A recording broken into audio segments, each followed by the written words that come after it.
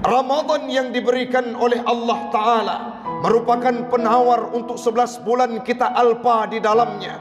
Kita bermandikan dengan noda dosa. Hari ini, subuh ini, bulan ini, bersihkan hal tersebut dengan deterjen mereknya Ramadan. Dulu sibuk kita dengan aktivitas duniawiyah, untuk mengumpulkan harta, untuk memiliki jabatan, untuk mengumpulkan kekayaan. Dalam bulan Ramadan ini, kalau orang yang bijak, carilah hartamu 11 bulan, diamkan dirimu untuk beribadah kepada Allah hanya 1 bulan, hamba Allah. Al-Quran yang berada di pojok-pojok rumah kita, jangan biarkan dia berdebu tanpa sentuhan.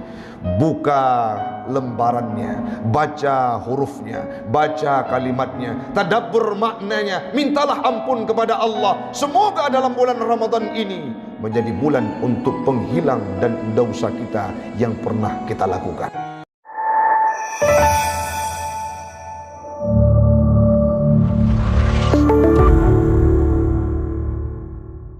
Al-kiram, amma ba'd.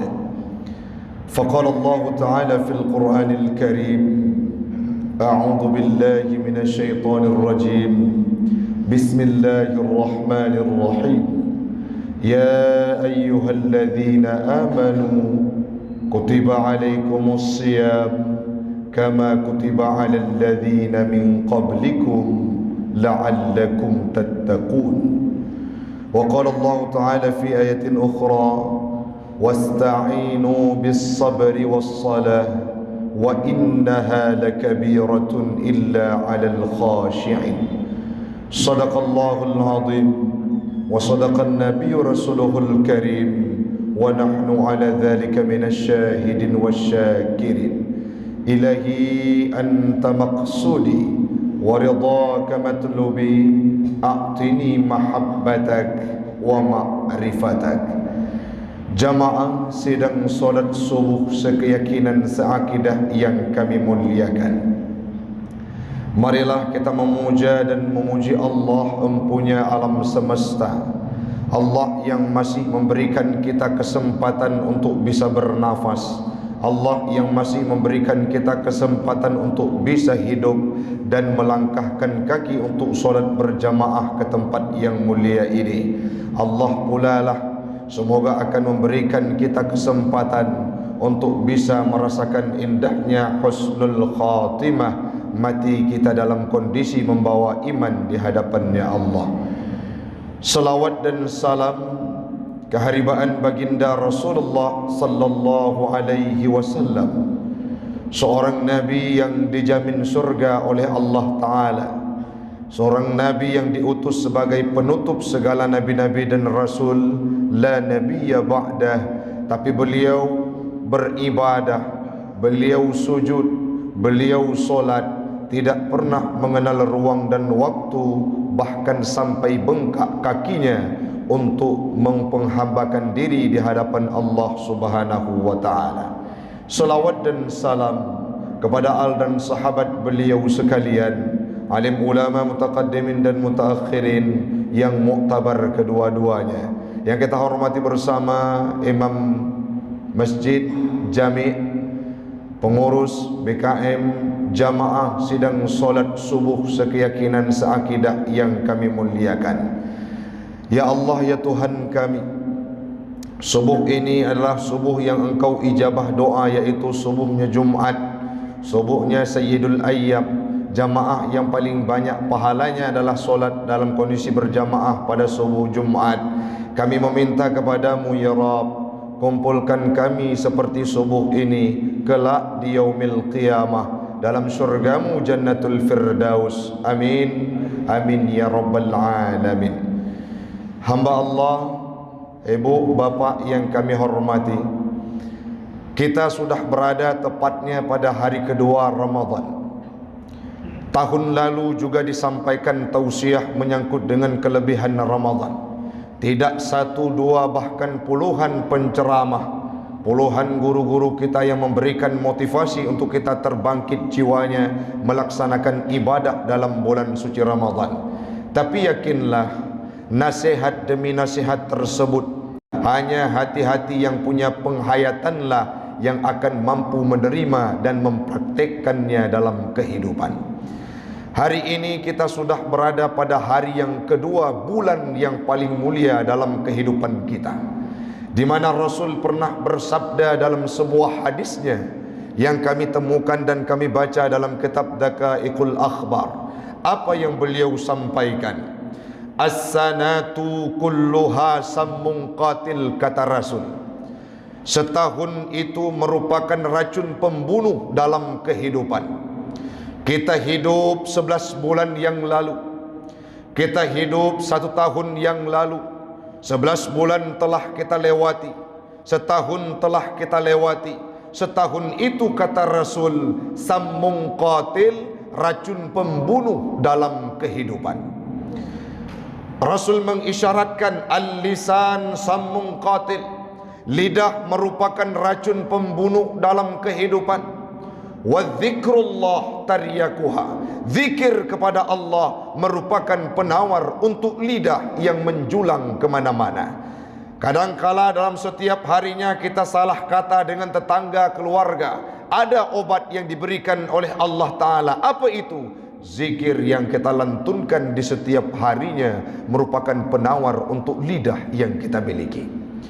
Yang selanjutnya Rasul meneruskan hadisnya, al-malu sammun qatil, harta yang kita miliki merupakan racun pembunuh dalam kehidupan.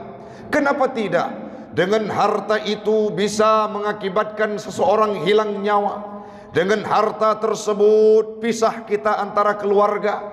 Dengan harta tersebut potong kompas, tidak saling kenal antara kakak beradik.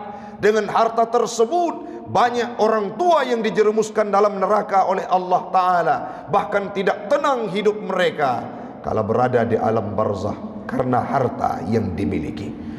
Sehingga wajar kalau Rasul menarasikan dalam hadisnya, al-malu sammun qatil, harta merupakan racun pembunuh dalam kehidupan. Diberikan penawarnya, waz zakat fi sabilillah taryakuha, zakat di jalan Allah merupakan penawar untuk harta yang kita miliki. Bahkan dalam istilah yang lain, kenapa diberikan nama zakat? Tazkiyatul lil mali, untuk membersihkan harta yang kita miliki. Maka harta ditawarkan ataupun harta diobati, harta yang kita miliki diobati oleh zakat yang kita keluarkan. Infak kita di jalan Allah, bersedekah kita di jalan Allah, memberikan investasi dan kontribusi di jalan Allah, semuanya itu akumulasinya merupakan penawar untuk harta yang kita miliki.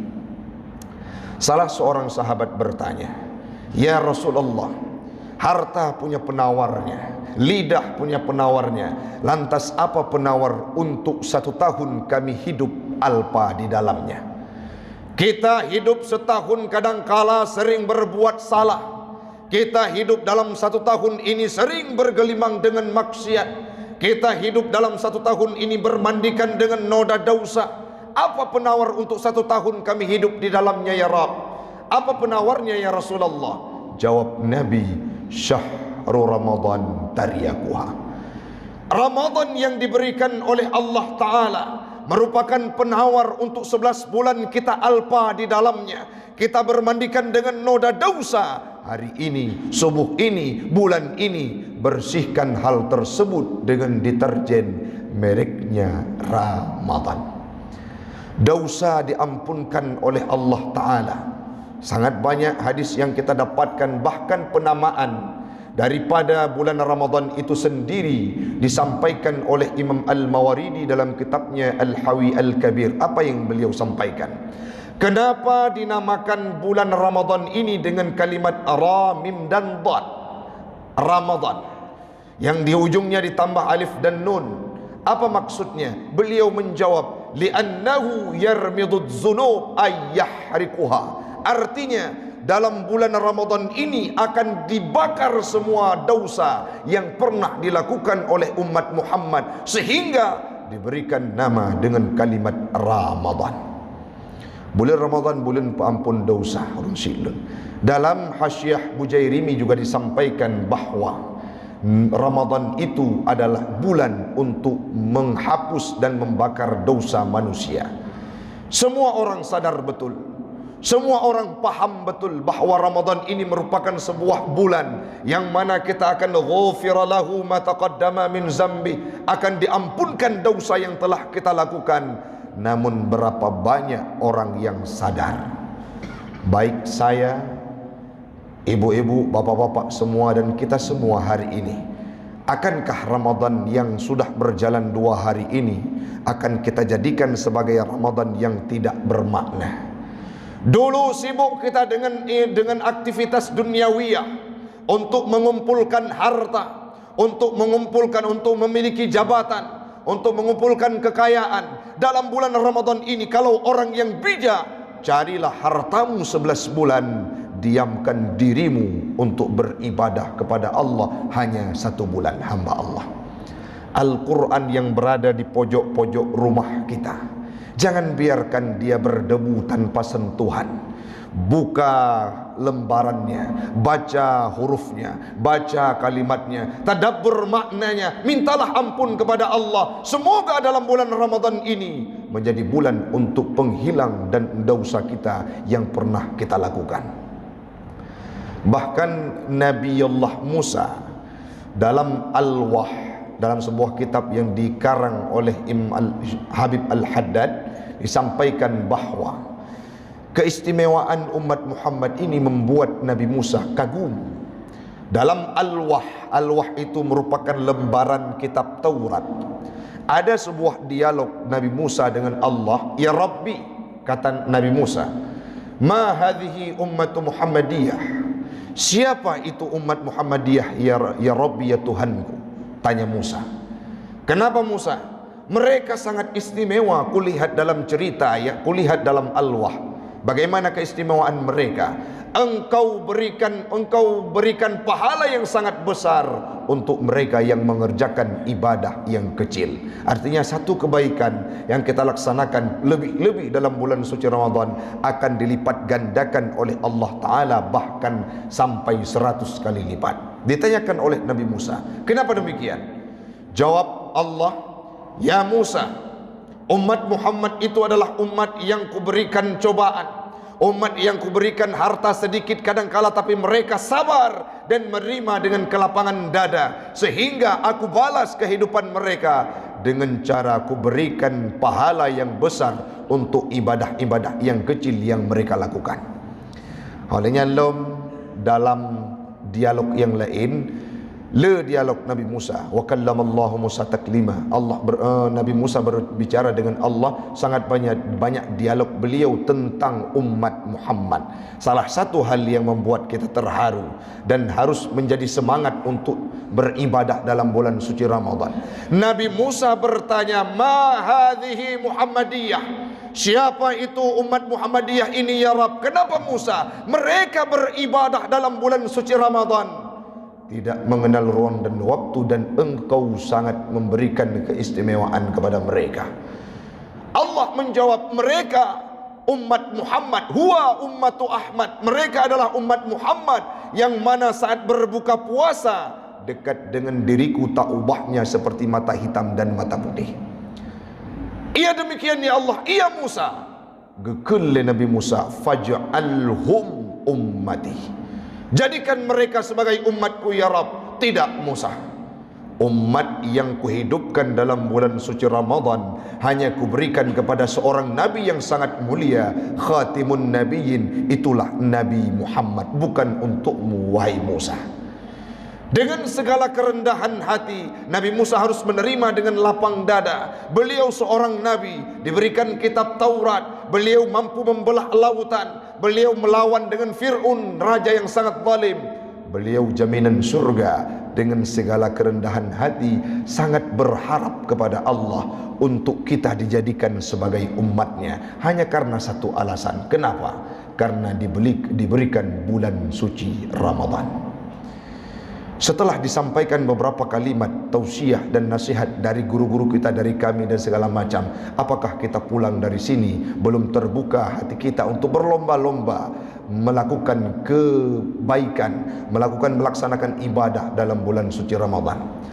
Pada muro yang kau likut ulama Inang Aceh, termasuk seorang ulama, beliau istrinya Abu Paya Pasi, sering Abu Ali sering mengisi tausiah di sini. Apa yang ingin kita sampaikan? Kadang-kala beliau berasumsi tanya takalan jamun lepas gudip dalam bulan Ramadan, tapi megang Allah berkata lain. Saat megang tiba, datang malaikat Israel untuk mencabut nyawanya. Semoga kita doakan beliau husnul khatimah dan diberikan tempat yang mulia oleh Allah Ta'ala. Apa yang perlu kita ambil, kita petik dari sejarah tersebut? Ada orang-orang yang kadangkala ingin beribadah, mempersiapkan diri, mempersiapkan tubuhnya, mempersiapkan fisiknya, mempersiapkan kesehatannya untuk bisa beribadah dalam bulan suci Ramadan. Dulu pernah sujud di Masjid Jami, hari ini dia berasumsi, berharap, semoga ya Rabb, dalam bulan Ramadan ini saya bisa sujud di Masjid Jami lagi, saya bisa tadarrus di Masjid Jami lagi, saya bisa iktikaf di Masjid Jami lagi, saya bisa beribadah di Masjid Jami lagi. Tetapi menjelang Ramadan tiba, saat megang datang, Allah berbicara lain. Datang malaikat Israel diutus oleh Allah Ta'ala untuk mencabut nyawanya, sehingga tidak bisa merasakan indahnya Ramadan seperti kita hamba Allah. Siapa tahu malam ini, subuh ini, selepas kita pulang dari tempat ini, berjumpa kita dengan malaikat Israel, ataupun besok, atau lusa, ataupun tidak mampu kita antarkan Ramadan ini sempurna 30 hari. Maka hari-hari yang sudah diberikan oleh Allah Ta'ala, hari ini merupakan hari kedua, mari kita manfaatkan, menjadikan sebagai sebuah bulan penghapus dosa. Kita merengkuh rahmatnya Allah, kita merengkuh nikmatnya Allah, kita merengkuh kepada Allah, supaya kita termasuk dalam kategori hamba yang tidak punya dosa karena berkat bulan suci Ramadan, yang nantinya akan mendapatkan titel muttaqin dalam kehidupan. Mudah-mudahan bermanfaat bagi kami dan umumnya kepada jamaah sekalian. Yang perlu kita ambil kesimpulan adalah, yang pertama sekali, manfaatkan kondisi, manfaatkan suasana Ramadan ini menjadi bulan yang sangat bermakna di sisi kita. Bukan untuk euforia, bukan untuk mempublikasi ibadah, bukan untuk menampakkan ibadah kepada orang lain, tapi lakukan karena kepentingan untuk pribadi kita masing-masing. Bulan Ramadan ini merupakan bulan pengampunan dosa, bulan untuk dihapus semua kesalahan kita. Jadikan bulan ini sebagai bulan yang mampu nantinya akan terhapus segala dosa kita hamba Allah. Yang terakhir, bulan Ramadan ini merupakan bulan yang mana Nabi Musa meminta kita semua untuk dijadikan sebagai umatnya. Semoga kita yang sudah dijadikan sebagai umat Muhammad dengan kelebihan bulan Ramadan akan mampu kita gapai. Karena kalau kita berbicara terhadap kelebihan bulan Ramadan, tidak cukup waktu 1 ataupun 2 jam. Mudah-mudahan poin penting pada subuh ini, jadikan bulan Ramadan sebagai bulan pengampunan dosa. Amin, amin ya rabbal alamin. Hanya ini yang dapat kami sampaikan.